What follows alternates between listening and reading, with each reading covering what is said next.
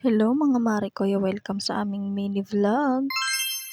Ito na nga pala yung part 2 ng aking video. Noong mga oras na to, tapos na nga kaming kumain, kaya naman pauwi na kami. Pero bago nga kami umuwi, dumiretso muna kami dito sa gasolinahan. Naubusan na kasi ng gas, kaya magpapagas nga muna si Papa Noriel. For the waiting nga lang ang person dahil meron ngang nauna sa kanya. Syempre, andito din ako sa video na to, hindi ako pwedeng mawala dito.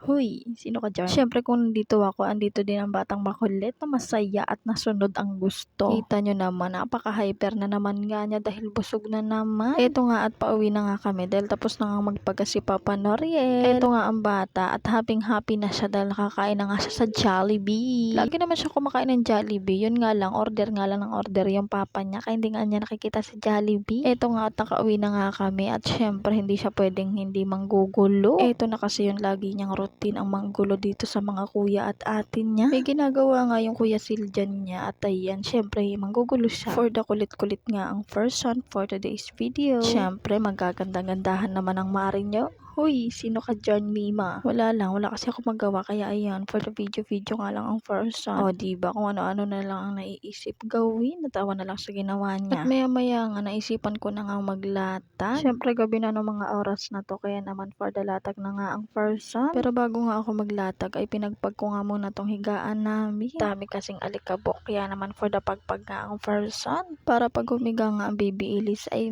nako, napakasarap ng matulog, ganon. Grabe nga tong bata na to, kahit nga kakakain lang namin sa Jollibee, ayan, nagutom na naman daw siya. Kaya naman pinakain ko nga, syempre kumain din ako. Huy. At nung makatulog na nga siya, syempre for the me time na ang person na to. Tingnan nyo naman ang itsura, o diba, napaka-haggard niyan. Kumuha na nga ako ng tasa dahil magkakape ang person. Kumuha na nga rin ako ng kutsara. Malamang paano ko hahaluin kung walang kutsara. At syempre yung aking paboritong kape, Greatest White. Baka naman Greatest White, mapansin mo na ako, ang tagal ko nang nagpapapansin sa'yo.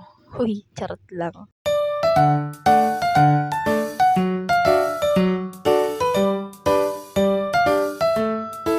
Ito at nalagyan ko na nga ng tubig mainit. Siyempre iinumin na natin dahil kaping-kape na nga ang tao na to. O tingnan nyo naman kahit mainit. Sige ang higo. Ganito kasi ginagawa ko kapag tulog na nga ang baby Elise. For the kape-kape nga ang person.